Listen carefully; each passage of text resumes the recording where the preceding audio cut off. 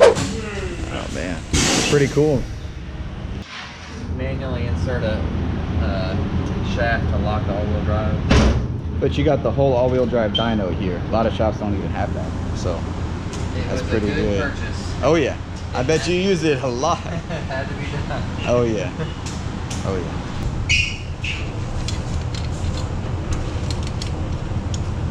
You don't unplug the CCU one, right?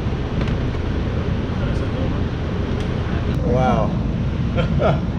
Okay. 272, 277. So what is this that you're doing right here? Connecting the dyno boost gauge to the car, just so we can compare it to last time and watch it and everything. Nice.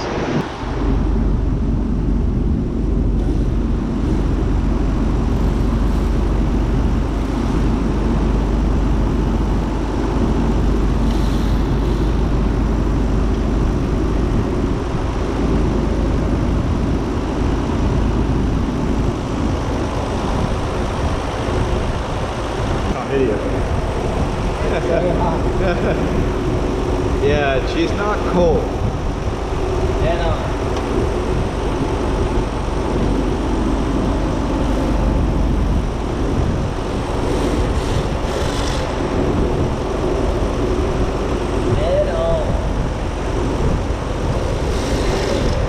Or are you like evening it out?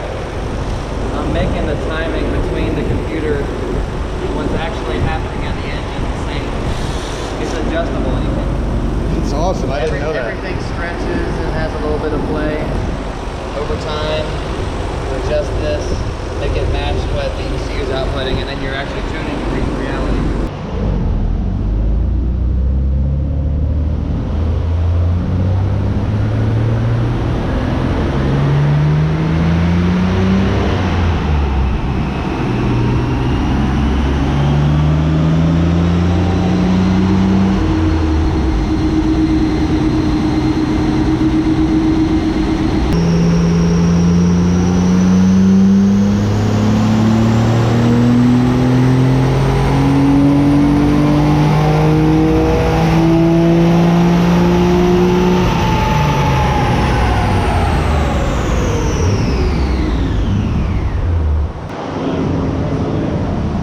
Here's where we're at on the first pull.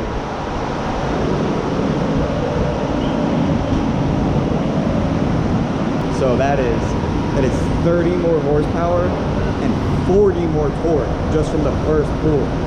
Now this is stock turbo. We haven't done any engine upgrades. It's got a test pipe and it's got a muffler, and that's it. So with just a little bit of love, we just gained 30 more horsepower and 40 more torque. Let's see where we end up.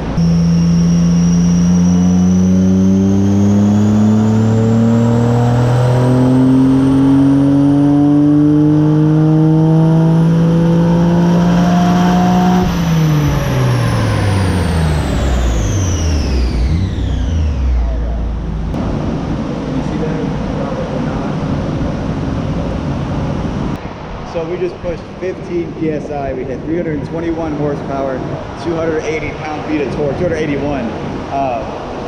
No gains in the torque. Well, I mean, we went from 240 to 280. It looks like we might be maxing out the torque at 280 on stock turbos.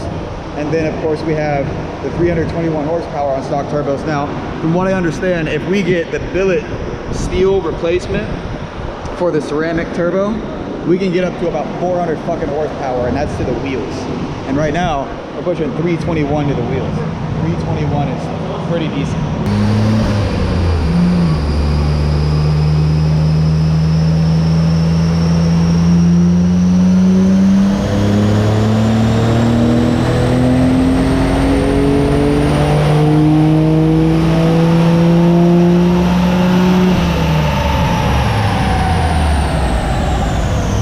Jesus Christ. 330 horsepower. 330. New. So you have to put a 32 ECU in it in order to tune the stock one. Because we just we haven't had the cars here, so we can't really know what to do with them. Well, it's the same thing with S14s. They're just, the stock ECUs aren't tunable in most cases. So you put an S13 ECU in with a jumper harness. The older stuff is easier to hack. The newer stuff, they're like, people keep hacking our cars. We need to make sure that they don't blow up our engines and blame us. They make changes. Even says R33 on it. Yes, Damn. it does. Is that like your shop's custom thing, or? Yes. That's sick. A few So people make different ones. Metal, ABS plastic, like 3D printed. We make these out of metal. A plasma table, bend it ourselves. fuck yeah. So if you guys need your R33 bracket, they got it. And it'll say R33, so there's no mistake. They make several. They're all different. 32 is different. 33 is different. 34. We even have a brass 13 too. Because surprisingly, a lot of the aftermarket computers don't have any mounting provisions. Huh. You think that'd be something else that they'd capitalize on and sell? Like buy this and get, you know, $20 off our $90 mount or something like that. But nope. It would be nice. Something vehicle. That's what you should do. You should say, come in for a tune and get $10 off a bracket when you buy a new bracket with your tune or something like that. People will be like, oh, let me get the bracket then. That would work. Oh man, look at that. It fits perfectly. 32 ECU and a R33 chassis because the mounting holes are not the same. All tuned up. Got 50 something horsepower, 40 something torque. Not bad for a day's work.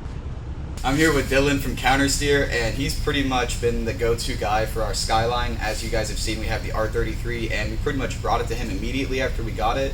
We found, like a bucket list full of stuff to do, and we knocked it all out, from every hose, fluid, and belt to doing the Stop Tech brake upgrade kit. Yep. And today, we just came back, and we had to put in the R32 ECU, because we can't crack the R33 ECU yet. Yep. But we still got the 33 ECU if by any chance we're ever able to crack it. We plan on going for the Haltech swap in the near future, and then hopefully a single turbo upgrade kit. But as of now, they have been like our one-stop shop for anything for the Skyline. We've been bringing the S2000 here, the Evo, Mason's 370Z. So if you guys have pretty much like anything JDM, they can handle it. And from what you're about to see in the B-roll, they also work on LS's and fast LS cars too. So if you guys have your American car, obviously bring your Skyline, but also bring your Corvette and Mustang if you want to get that worked on too. Tell them a little bit about what you do and the kind of services you offer here. Sure. We specialize in Nissans, 90s, 2000s and up, 350Zs, G35s, 240s. Since the 240s are very similar to the Skylines, we were already really good with them when the Skylines became legal and came over. We've been swapping RB engines into S chassis for a long time. It just fell through, and everything was, really easy. We like 2JZs, LS engines. We can work on those too. We do tuning, we do fabrication, troubleshooting, repairs, custom wiring, welding of all kinds, pretty much everything. Anything but paint. We can paint, but we don't want to offer that as a service. Yeah. But with the Speedgate R33, we just did an overall general inspection, found a couple minor things. The car was in healthy, great condition, but for something that's 25 years old, Gotta nothing work on it. Yeah, it's either not going way, to be yeah. perfect. Absolutely. You need something. All the cars need something, even our own personal cars, because we're so picky. We think they need something, and you just knock it out one by one. It's our job to find it. Up to you if you want us to fix it or not. And see, the best part about coming here is, as you guys know, Atlanta has a lot of questionable shops, whether it be their work ethic, their time frame, or just them in general, if they're swindling you or not. It's always consistent at Countersteer, and to me, consistency is the best thing to pay for over anything. So the turnaround time is always accurate to what you're told. You're not waiting 2 months when it was supposed to be 2 weeks. The work is always outstanding, and I've always left satisfied from Countersteer. I've never walked away and been like, damn, I wish I brought it somewhere else, or that was a shitty experience. I've always had a good time. The staff is always good, and then of course, the work speaks for itself. I'm excited to announce that in partnership with Countersteer, they're going to be one of our official sponsors, and anything mechanically needed, we're going to be bringing it here. And of course, we're going to encourage you that this is the one-stop shop that you really can get it all taken care of at. Did you have anything you wanted to finish with, man? Or? thank you so much for the kind words. Yeah. We care. We love what we do. We take our time, and that's probably the big difference. We don't Huge difference. We don't let everyone hang out here and get distracted. Like, we mean business, we work hard, and it's kind of it's become a lifestyle, and it's, you know, Countersteer gang, man. do it right the first time. Exactly. That's the motto. Do it right the first time. Ladies and gentlemen, I give you the newly tuned R33 GT-R, pushing 330 wheel horsepower, 290 pound-feet of torque to all 4 wheels, baby.